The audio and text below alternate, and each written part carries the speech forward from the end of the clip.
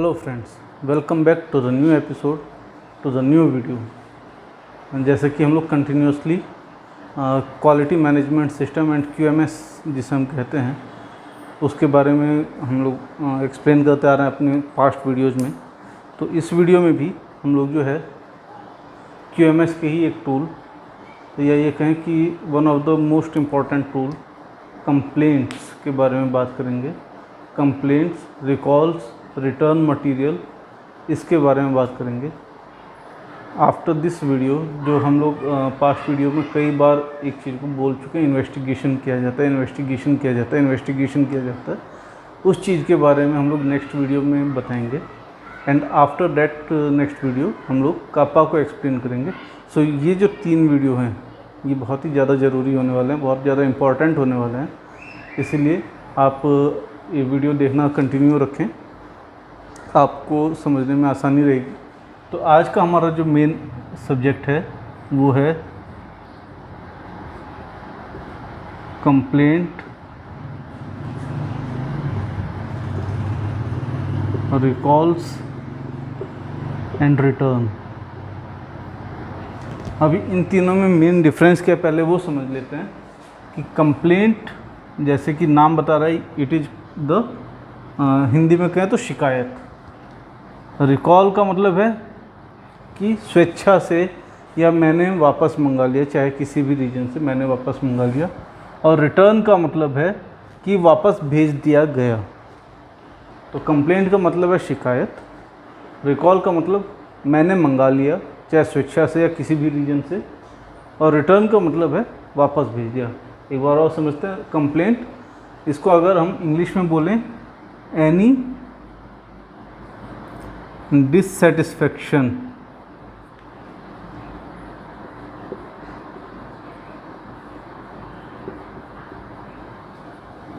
Any dissatisfaction to customer, यानी कि अगर कस्टमर किसी भी रीजन से मेरे प्रोडक्ट से सेटिस्फाइड नहीं है तो वो कंप्लेंट है। टू सॉरी थोड़ा सा इसमें प्रॉब्लम है, तो let's go with some other.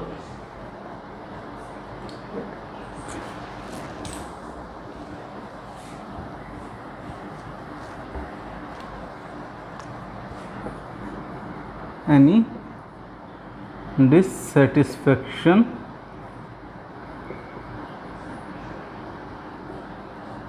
To customer, यानी कि कस्टमर किसी भी रीजन से मेरे प्रोडक्ट से सेटिस्फाइड नहीं है एंड ही फाइल से कंप्लेंट, वो एक शिकायत फाइल कर देता है, तो that's called complaint. Recall any voluntary और स्टैट्यूटरी रिकॉल फ्रॉम मार्केट, कि मार्केट से चाहे वॉल्यूंटरी या फिर स्टैट्यूटरी रिकॉल कर लेना, ये रिकॉल्स में है। रिटर्न का मतलब मटेरियल रिटर्न बाय कस्टमर, उसने वापस भेज दिया, उसने कहा कि ये जो है प्रोडक्ट मुझे नहीं चाहिए, इसमें कुछ प्रॉब्लम है। अब ये तीनों हम एक साथ क्यों ले रहे हैं, क्योंकि तीनों का ऑलमोस्ट रूट जो है एक जैसा ही है, उनको एक ही तरीके से हैंडल किया जाता है, एक लिटिल बिट डिफरेंस के साथ। तो हम इसे एक एक करके अब समझते हैं। सबसे पहले हम कंप्लेंट को समझेंगे। तो कंप्लेंट का मतलब है एनी डिससेटिस्फैक्शन टू कस्टमर। तो कंप्लेंट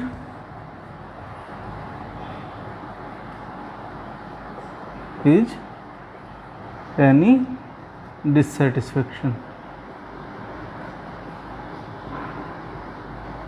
अब इसमें हमें ये जो सबसे ज़रूरी बात है ये समझने की है कि दैट मे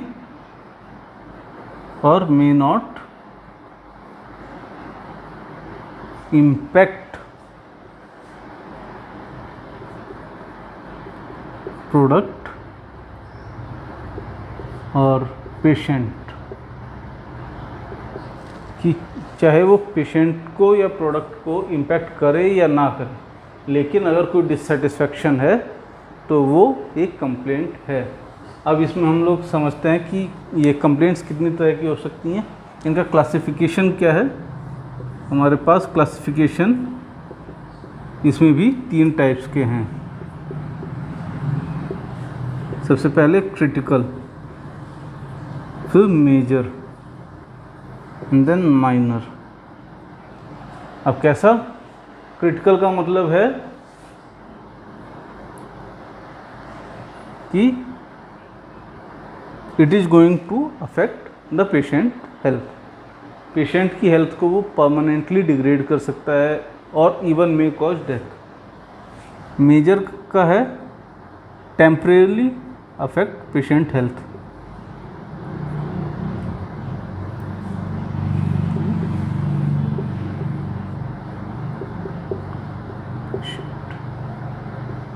ये परमानेंट अफेक्ट। अब माइनर का no impact, non impacting.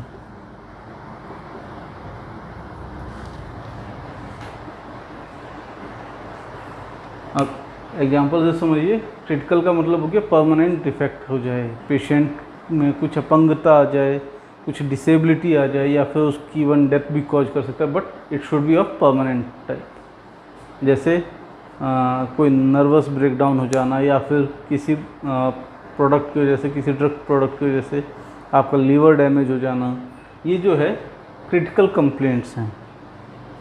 Major, कुछ दवाइयाँ ऐसी होती हैं जिनको खाने के बाद आपके जो है बाल झड़ सकते हैं, लेकिन जैसे आप उसको डिसकंटिन्यू करते हैं बाल दोबारा से उगने लगते हैं। या कुछ प्रोडक्ट ऐसे होते हैं जिनको आप जब कंज्यूम करते हैं तो आपको रिंगिंग बेल सुनाई देती है, कान में कुछ घंटी से बज रहे हैं, लेकिन जब आप उन्हें डिसकंटिन्यू करते हैं तो वो बंद हो जाते हैं। ऐसे माइनर कोई इम्पैक्ट नहीं है, मतलब पेशेंट को कोई ख़ास इम्पैक्ट नहीं हो रहा है, और इनमें जो है लेकिन कुछ ऐसी प्रॉब्लम्स हैं जो पेशेंट को जो है एक क्या कहते हैं डिससेटिस्फाई कर सकती है। जैसे टैबलेट का टूटा हुआ ना, कि पैकेट के अंदर टैबलेट टूटी हुई थी, पेशेंट को ऑल्दो कोई इम्पैक्ट नहीं आ रहा, लेकिन वो एक डिससेटिस्फैक्शन होता है। ये एक ये शो करता है कि आपने उस पर काम प्रॉपरली नहीं किया। इसके अलावा हमारे पास आज की डेट में 2 तरीके से और कंप्लेंट्स को क्लासिफाई किया जाता है, वो भी मैं बता देता हूँ। एक होता है फार्माकोविजिलेंस कंप्लेंट्स, यानी कि प्रोडक्ट के pharmacokinetics and dynamics, pharmacological effect से रिलेटेड कुछ complaints.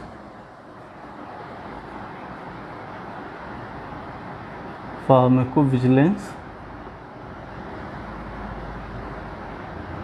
Complaints and second product attributes, इससे रिलेटेड कंप्लेंट्स।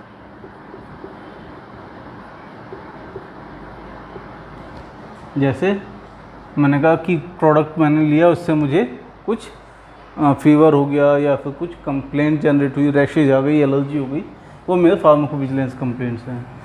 और प्रोडक्ट एट्रीब्यूट्स का मतलब प्रोडक्ट टैबलेट टूटी होनी, टैबलेट में क्रैक होना, या मिसिंग टैबलेट होना, ब्लिस्टर में टैबलेट मिस हो जाना, या प्रोडक्ट का मिस होना या कम ज़्यादा होना, ये हमारे प्रोडक्ट एट्रीब्यूट से रिलेटेड कंप्लेंट्स हैं।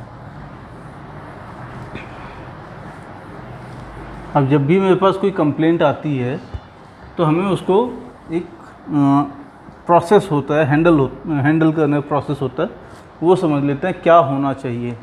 जैसे कि सबसे पहले हमारे पास जब भी कोई कंप्लेंट रिसीव होती है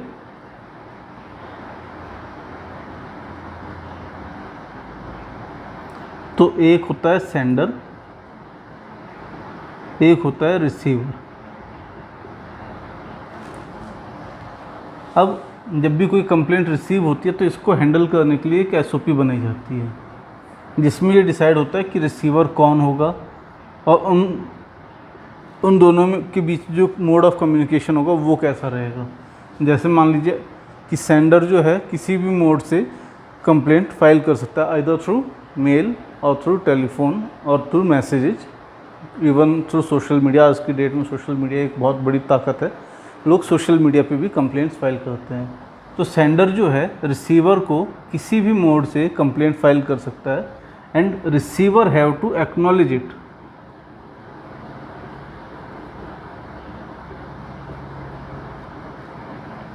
एक्नॉलेज द कंप्लेंट, उसे ये कंप्लेंट को एक्नॉलेज करना पड़ेगा कि हाँ हमने आपकी कंप्लेंट रिसीव कर ली है, हम इस पर अब आगे काम कर रहे हैं। अब ये जो रिसीवर है ये आगे इस कंप्लेंट को फॉरवर्ड कर सकता है क्यूए डिपार्टमेंट को और एनी अदर डिपार्टमेंट। जैसे मान लीजिए क्यूए को किया जाता है क्योंकि वहाँ से वो हार्मोनाइज हो जाती है कंप्लेंट, साथ ही साथ वो दूसरे डिपार्टमेंट्स को जो भी स्टेक होल्डर्स हैं उनको भी कंप्लेंट फॉरवर्ड कर सकते हैं।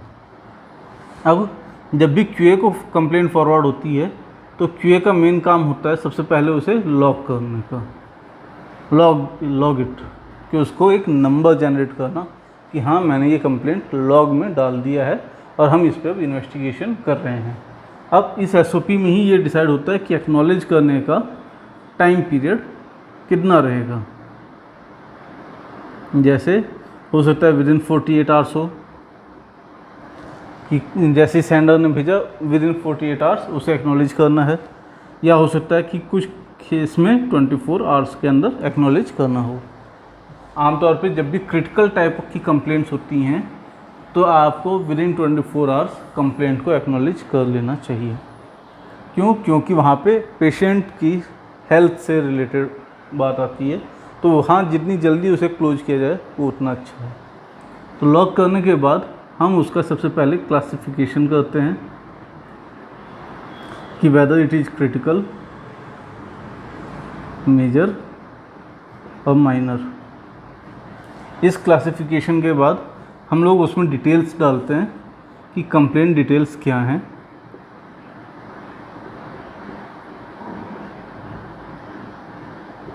कंप्लेनर कौन है, इनिशिएटर कौन है कंप्लेन का, इनिशिएटर यहाँ, और रिसीवर कौन है। इसके बाद जब इतना डिटेल आती है तो सबसे पहले फिर आती है पास्ट हिस्ट्री, कि क्या पास्ट में भी ऐसी कोई कंप्लेंट आई है या नहीं आई है। अगर आई है तो मेरे पास एक पुराना एविडेंस रहता है कि हाँ ये इस रीजन से कंप्लेंट जनरेट हो सकती है। इस पास्ट हिस्ट्री के बेसिस पे हम लोग एक प्रोबेबल रूट कॉज आइडेंटिफाई कर सकते हैं। लेकिन ज़रूरी नहीं है कि वो एग्जैक्ट हो, हमें उसे प्रूव करना पड़ेगा। आफ्टर दिस पास्ट हिस्ट्री हमें उस पर अपना इन्वेस्टिगेशन टूल एक्सप्लेन करना होता है कि हम लोग इन्वेस्टिगेशन करेंगे तो कैसे करेंगे, and it is followed by investigation. अब इस इन्वेस्टिगेशन में हम लोग प्रोसेस को, मटेरियल को, सैंपल्स को including control samples and stability sample, हर चीज़ को हम लोग रिव्यू करते हैं। अपने मशीन्स को, अपने यहाँ के एनवायरमेंटल कंडीशंस और ऐसी और भी अदर थिंग्स जो भी हो सकती हैं जिसकी वजह से भी ये कंप्लेंट जनरेट हो सकता है, हम लोग उसको इन्वेस्टिगेट करते हैं, उसको रिव्यू करते हैं। On the basis of this investigation हम लोग इसका रूट कॉज एनालिसिस करते हैं कि हमें एक रूट कॉज आइडेंटिफाई हो जाए। इस रूट कॉज के बेसिस पे और इस probable root cause and this root cause के बेसिस पे हम लोग इम्पैक्ट असेसमेंट करते हैं।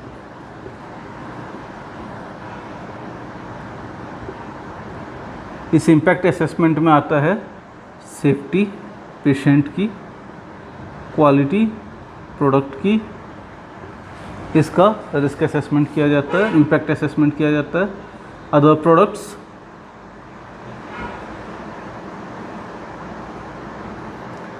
And batches of same product, मान लीजिए ए प्रोडक्ट है तो कहीं उसकी वजह से मेरे B product and C product पे तो कोई इम्पैक्ट नहीं है, और ए प्रोडक्ट की अदर बैचेज पे भी तो कोई इम्पैक्ट नहीं है।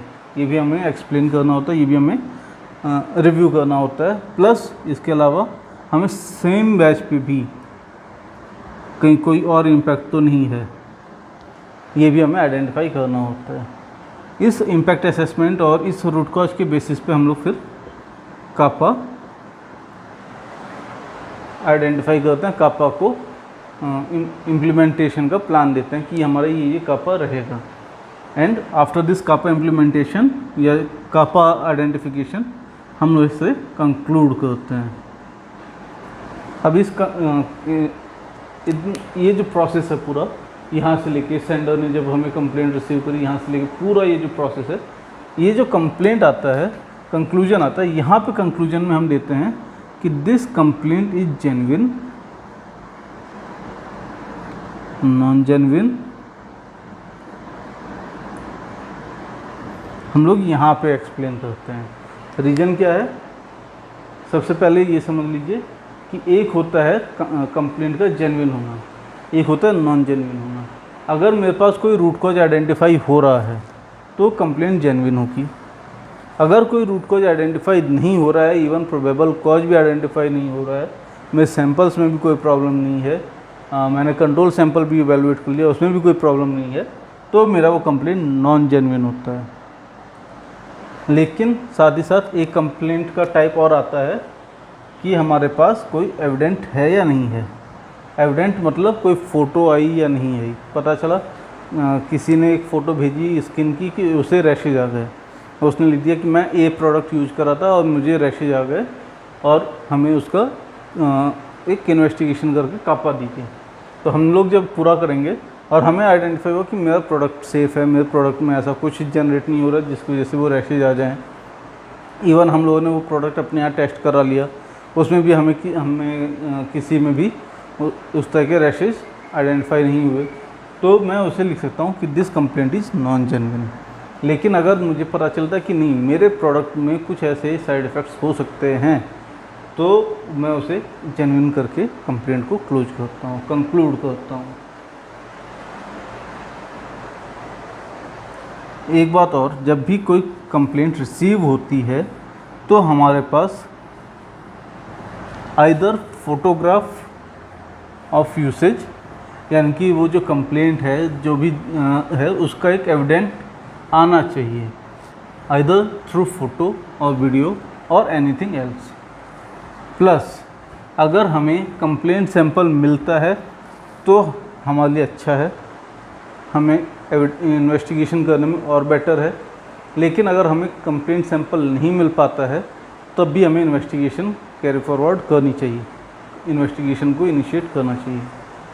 थर्ड, अगर कंप्लेंट सैंपल नहीं भी आ पाता तब भी हमें फॉलोअप लेना चाहिए कि कंप्लेंट सैंपल कहीं से अरेंज करके हमें मिल जाए।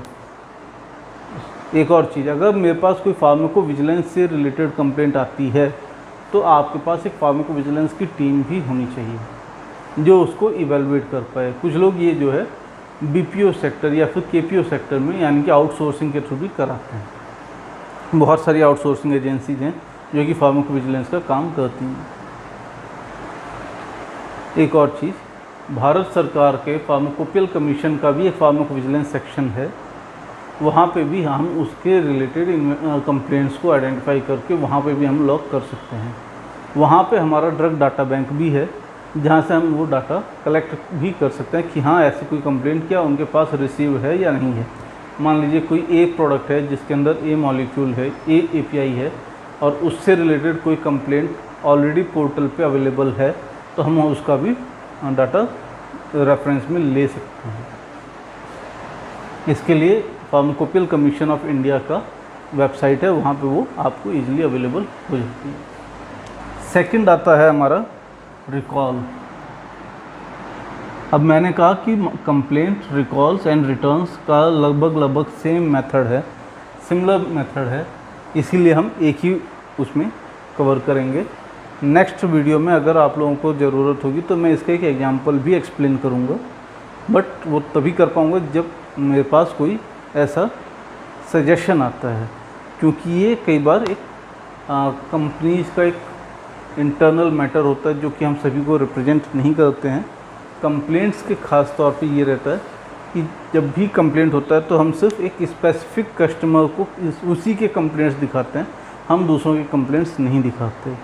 अदरवाइज़ हमें जब भी स्टेचुरी बॉडी आती है तो हमें उसे फुल कंप्लेंट्स दिखाना चाहिए। एक और बात, कंप्लेंट्स को इन्वेस्टिगेशन करने का एक टाइम पीरियड बाउंड होता है।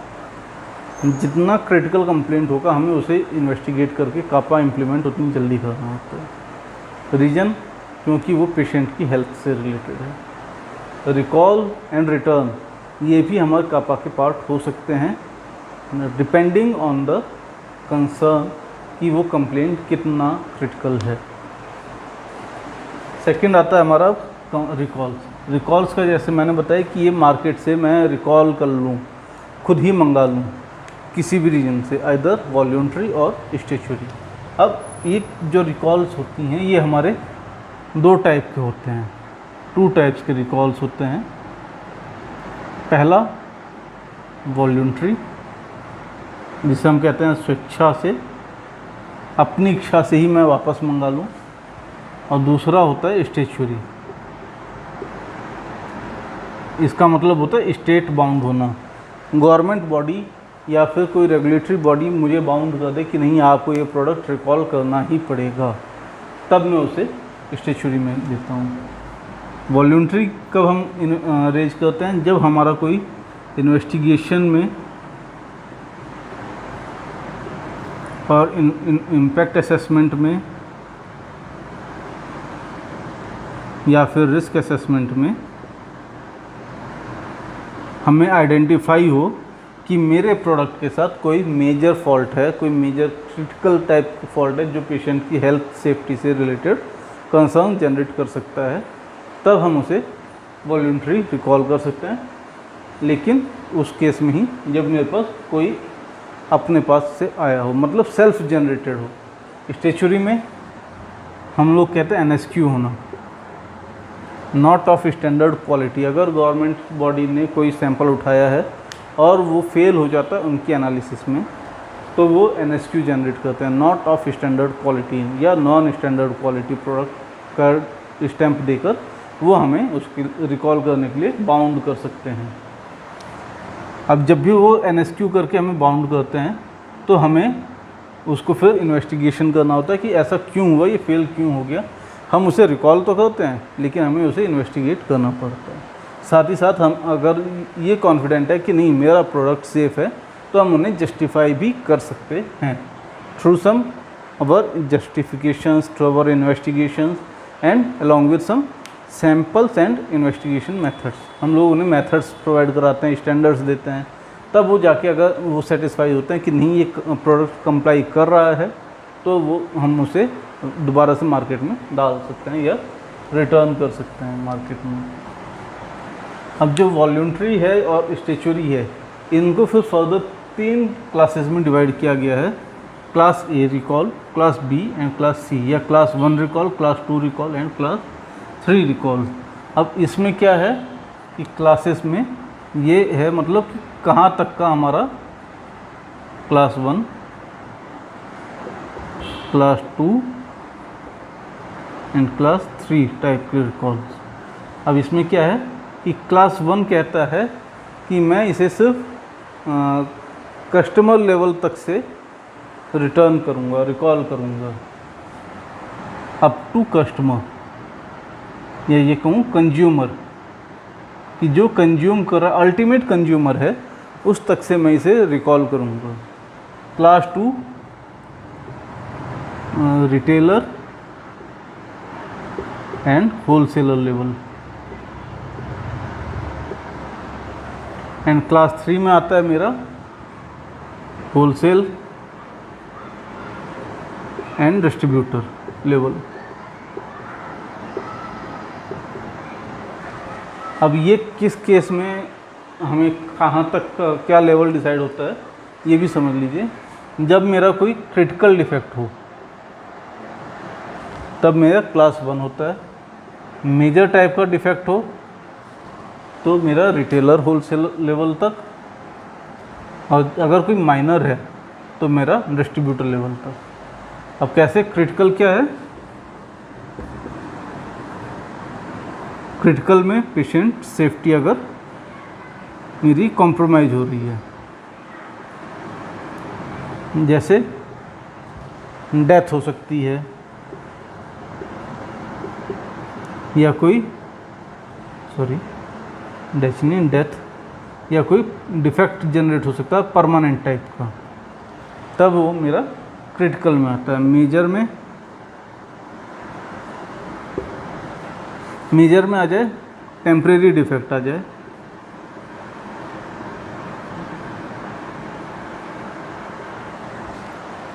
माइनर में होता है कि पेशेंट की सेफ्टी को डायरेक्टली कोई इम्पैक्ट नहीं है, लेकिन मेरा प्रोडक्ट अनसेफ है, या इट मीन्स गलत लेबलिंग हो जाना। वो 50 mg है, उस पर जो है 500 mg का लेबल लग जाना, या फिर गलत लेबलिंग हो जाना, या फिर प्रोडक्ट का क्या कहते हैं सेटल डाउन हो जाना। ये जो है मेरा माइनर टाइप का डिफेक्ट है।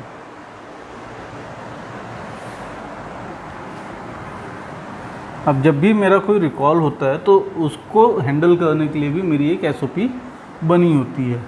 हमारे पास QMS में जो भी टूल होती है उसके लिए एक SOP डिसाइडेड होती है। जैसे रिकॉल को हैंडल करने के लिए मेरे पास एक SOP होनी चाहिए, उसमें पूरा डिफ़ाइन होना चाहिए कि मेरा रिकॉल जो है कितने टाइम के अंदर इनिशिएट हो जाना चाहिए।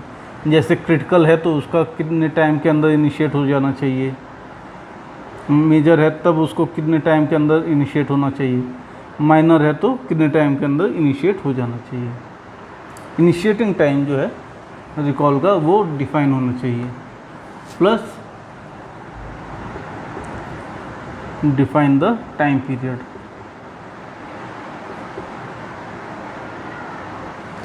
प्लस जो भी मैं रिकॉल कर रहा हूँ उसके पीछे भी इन्वेस्टिगेशन होना चाहिए कि ये जो मैंने रिकॉल तो कर लिया, इनिशिएट कर दिया, लेकिन रिकॉल करने का मेन रीज़न क्या है वो भी मेरा आइडेंटिफाई होना चाहिए। जैसे मान लीजिए मैं कहूँ कि मेरे प्रोडक्ट में ये डिफेक्ट है, इस वजह से मैं रिकॉल कर रहा हूँ। ठीक है, आपने डिफेक्ट डिफ़ाइन कर दिया, बट वो डिफेक्ट आया तो आया क्यों, ये भी हमें आइडेंटिफाई करना होता है। थर्ड, इसके बेसिस पे मेरा कापा आइडेंटिफाई होना चाहिए। और सबसे पहले इसके बाद आता है मेरे स्टेक होल्डर्स को इसके बारे में पता होना चाहिए, इन्फॉर्मेशन होनी चाहिए कि मैं ये रिकॉल कर रहा हूँ। जब भी हम कोई रिकॉल करते हैं तो मेरे पास जो स्टेक होल्डर्स हैं, जो उस प्रोडक्ट से रिलेटेड हैं, जितने भी लोग उस प्रोडक्ट से रिलेटेड काम कर रहे हैं या फिर उस प्रोडक्ट से रिलेटेड जिनको भी इन्फॉर्मेशन देने की ज़रूरत है, उन सभी को मुझे इन्फॉर्म करने की ज़रूरत है, जो भी मेरे उसमें काम करते हैं। जैसे प्लांट के अगर कोई प्रोडक्ट है तो मेरे मैनेजमेंट है, top management, intermediate management, even shop floor level management भी, उनको मुझे इन्फॉर्म करने की ज़रूरत है। रिकॉल्स के केस में एक चीज़ जो सबसे ज़्यादा होती है, सबसे मेजर है, वो है उसका रिकॉन्सिलेशन। रिकॉन्सिलेशन का मतलब क्या है कि जो मैंने मार्केट में भेजा था उसके अगेंस्ट जो मुझे मिला उसके अंदर क्या डिफरेंस है, कोई डिफरेंस है या नहीं है, मतलब परसेंट ऑफ रिकवरी हमें एक्सप्लेन करनी होती है, हमें डिफ़ाइन करना होता है कि मान लीजिए मैंने 100 टैबलेट्स मार्केट में भेजी थी, हम उसके अगेंस्ट मुझे 50 मिली हैं, तो 50 गई तो गई कहाँ, वो मुझे रिकंसाइल करनी होती है। प्लस मेरे पास जो कंट्रोल सैंपल्स हैं या अदर सैंपल्स हैं वो भी मेरा रिकंसाइल होने चाहिए।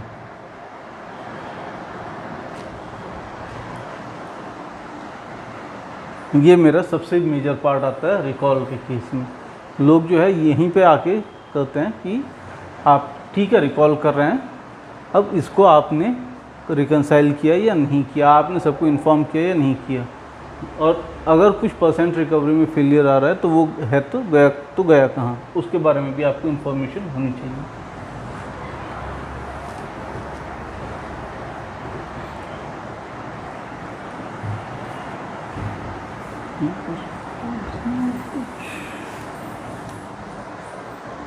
अब रिकॉल्स का जब भी हम लोग इन्वेस्टिगेशन करते हैं तो वो दो तरीके से होता है।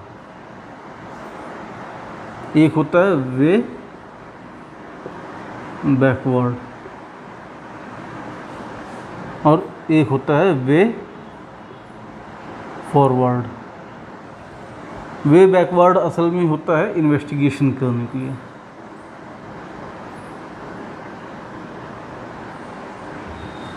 एंड वे फॉरवर्ड होता है उसका असेसमेंट करने के लिए। ये इन दोनों में मेन डिफरेंस है। जैसे पता चला मैंने इन्वेस्टिगेशन में कुछ आइडेंटिफाई किया कि due to some raw material मेरा ये प्रॉब्लम जनरेट हुई, जिसकी वजह से मुझे रिकॉल करना पड़ा। अब वे फॉरवर्ड में क्या आएगा कि मेरा सेम रॉ मटेरियल कितने अदर बैचेज में यूज हुआ, अदर बैचेज प्रोडक्ट्स कहाँ कहाँ गया। प्लस जब भी मैं रॉ मटेरियल की बात करता हूँ तो मुझे इसके बारे में फिर अपने वेंडर को भी बताना होता है कि आपके इस मटेरियल की वजह से मेरे प्रोडक्ट में ये डिफेक्ट आ गया, अब आप इसको फर्दर इन्वेस्टिगेट करें और मुझे इसका कापा दें। यानी कि एक रिकॉल आपका अल्टीमेट जो कंज्यूमर है वहाँ से लेकर अल्टीमेट जो जनरेटर है उस तक का आपका कंफर्म होना चाहिए कि उस तक को कवर करना चाहिए। मतलब वेंडर जिसने रॉ मटेरियल जनरेट किया अप टू द कंज्यूमर जो उस प्रोडक्ट को अल्टीमेट कंज्यूम कर रहा है, मतलब फाइनल स्टेज पर है, उस तक को कवर करता है।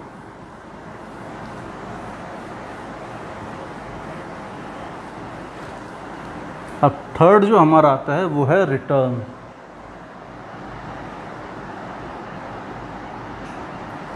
जब भी हम बात करते हैं रिटर्न की तो ये हमेशा हमारा बाउंड होता है। इट मीन्स हमें उसने भेजना ही भेजना है और उसने भेज दिया। अब we have to accept it और we have to destroy it. अब जब भी हम बात करते हैं रिटर्न की तो रिटर्न में हमारा कोई क्लासिफिकेशन नहीं है, सिर्फ हमारे पास ये क्लासिफिकेशन आता है कि आइदर उसे हम डिस्ट्रॉय कर सकते हैं और हम उसे रिकवर कर सकते हैं। अब रिकवर करने के लिए रिवर्क कर सकते हैं, रिप्रोसेस कर सकते हैं या फिर रीपैक कर सकते हैं। डिस्ट्रॉय आप उसे किसी भी मेथड से आइदर ETP या इंसिनरेशन या एनी अदर जो भी सुटेबल मेथड है आप उस तरीके से उसे डिस्ट्रॉय कर सकते हैं। जब भी मेरा कोई रिटर्न आता है तो सबसे पहले मेरे पास एक SOP होनी चाहिए जिसमें डिफ़ाइन होना चाहिए कि मेरा वे फॉरवर्ड क्या होगा, मैं इस पे आगे काम क्या करूँगा। और जब भी कोई रिटर्न आता है तो हमारे पास अब एक फ्लो बनता है कि रिटर्न आ रहा है तो हम उस पर क्या कर सकते हैं। जब भी कोई रिटर्न आएगा तो उसकी सबसे पहले SOP बनेगी। SOP बननी होनी चाहिए जिसमें डिफ़ाइन हो कि मेरा एक्शंस क्या होंगे, किस तरीके से होंगे। अब जैसे रिटर्न आया तो सबसे पहले उसको एक्नॉलेज करना है कि मेरे पास ऐसा ऐसा कुछ मटेरियल रिटर्न आया है। देन रिकॉन्साइल करना है कि मैंने इतना मटेरियल भेजा था उसमें से इतना रिटर्न आया है, और जो भी अब यहाँ पे परसेंट जो रिकवरी है सिर्फ मेरा वो मैटर करता है कि हाँ मेरे पास इतना मटेरियल रिटर्न आया है। जो मेरा मार्केट में कंज्यूम हो गया उस पर मेरा इतना फोकस नहीं रहता है। इफ़ इन केस यहाँ पे कोई क्रिटिकल कंप्लेंट की वजह से रिटर्न नहीं आया, तभी अगर कोई कंप्लेंट की वजह से रिटर्न आया है तो मुझे उसे फिर रिकॉल भी करना पड़ सकता है, रिकॉन्साइल करना है। Then on the basis of reconciliation मैं उसे स्टेक होल्डर्स को इन्फॉर्म करता हूँ।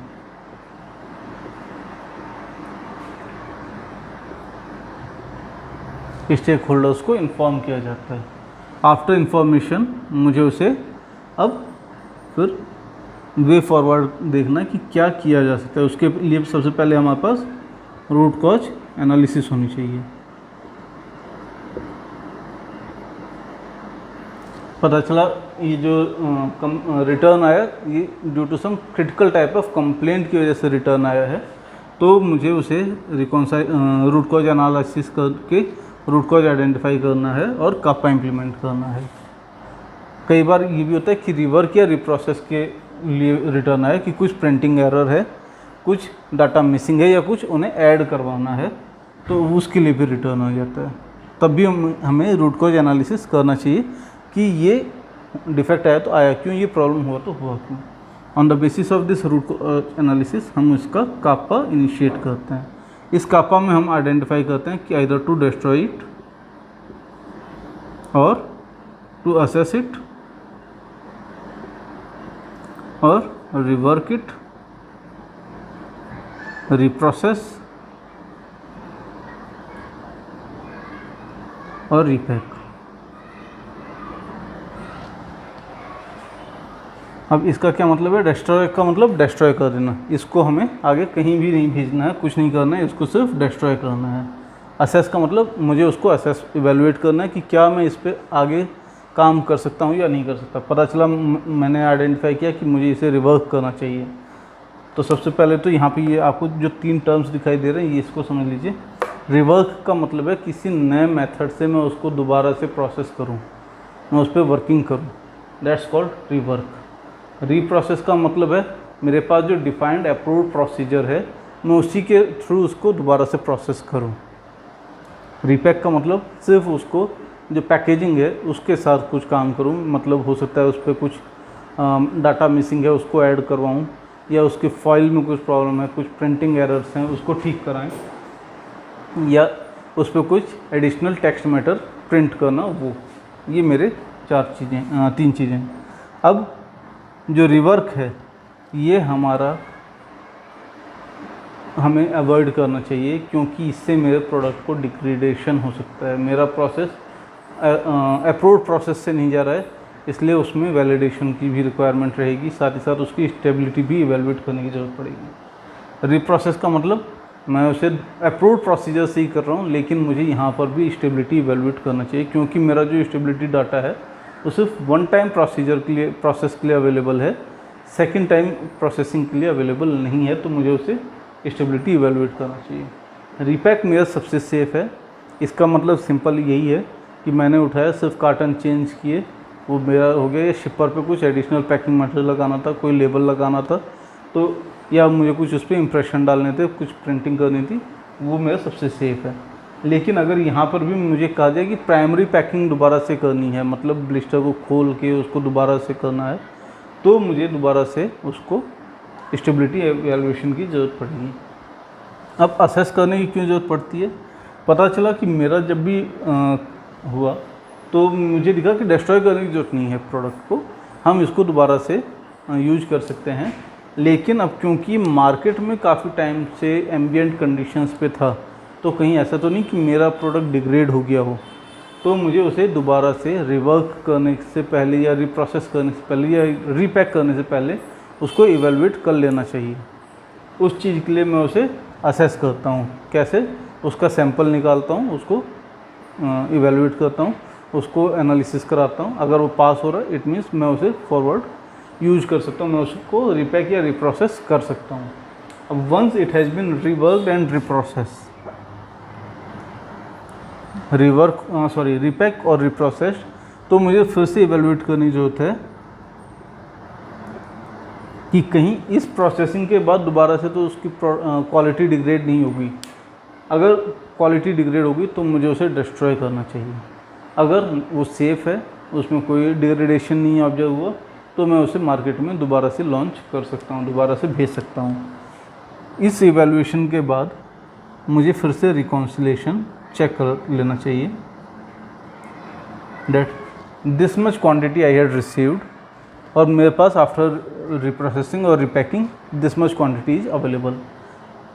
अब जब भी अगर मैं रिप्रोसेसिंग या रिपैकिंग करता हूँ तो मेरे पास जितने भी कंट्रोल सैंपल्स अवेलेबल हैं उसको भी मुझे रिप्रोसेस या रिपैक करना चाहिए। आफ्टर दिस रिकॉन्सिलेशन मुझे उस प्रोडक्ट के लिए कस्टमर को इंटीमेशन देना होता है डेट आपने जो प्रोडक्ट हमें रिटर्न किया था हमने उस पर रिप्रोसेसिंग या रिपैकिंग किया है और हमारे इवैल्यूएशन में वो सेफ़ है। अब हमारे पास इतनी क्वांटिटी अवेलेबल है और हम इसे दोबारा से मार्केट में भेजना चाहते हैं, हम इसे डिस्ट्रीब्यूट करना चाहते हैं। On the basis of this evaluation customer may और may not accept the batch. वो हो सकता है कि उसे एक्सेप्ट कर ले कि ठीक है आपने इवैल्यूएट किया, आप इस बैच को दोबारा से मार्केट में भेजिए, मेरे पास भेजिए, मैं उसे डिस्ट्रीब्यूट करूँगा।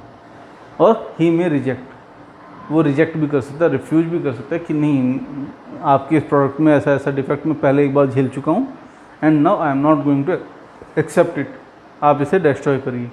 तो on the basis of final decision made by the customer हमें उसे आइदर रिलीज करना होगा फॉर द मार्केट और डिस्ट्रॉय करना पड़ेगा इन आवर साइट। अब ये हमारा एक प्रोसीजर है रिटर्न का। अब इतना सब जो होता है ये सब कुछ होता है हमारा रिस्क बेस्ड अप्रोच के बेसिस पे। रिस्क बेस्ड अप्रोच का क्या मतलब, जो हमने पहले पास्ट वीडियोज़ में आपको बताया था क्वालिटी रिस्क मैनेजमेंट के बारे में, उसके बेसिस पे, उस अप्रोच के बेसिस पे हम लोग इसे पूरा इवैल्यूएट करते हैं। Once it has been identified that this product is safer to use, हम लोग उसे मार्केट में रिलीज कर सकते हैं। But if it is identified कि अभी भी इसके साथ बहुत सीवियर टाइप के रिस्क हैं और this product is not going to be safe and it is going to have some hazard to the patient, तो हम उस प्रोडक्ट को मार्केट में रिलीज नहीं कर सकते, हम उसे डिस्ट्रॉय करना होता है। So with this final concluding lines हम आज का जो ये वीडियो ये कंक्लूड कर रहे हैं। हम आज का वीडियो जो है हमारा कंप्लीट होता है। इसी के साथ जो QMS के पार्ट्स हैं वो भी ऑलमोस्ट कंप्लीट हो जाते हैं, ऑलमोस्ट क्या सारे कंप्लीट हो जाते हैं। सिर्फ अब एक चीज़ बचती है इन्वेस्टिगेशन एंड कापा, वो हमारे नेक्स्ट अपकमिंग वीडियोज़ में कवर होंगे। तो with this short I'm going to thankful to you कि आपने हमें इतना सपोर्ट किया। And if you like this video, like it, share it with your friends and subscribe the channel. Thank you.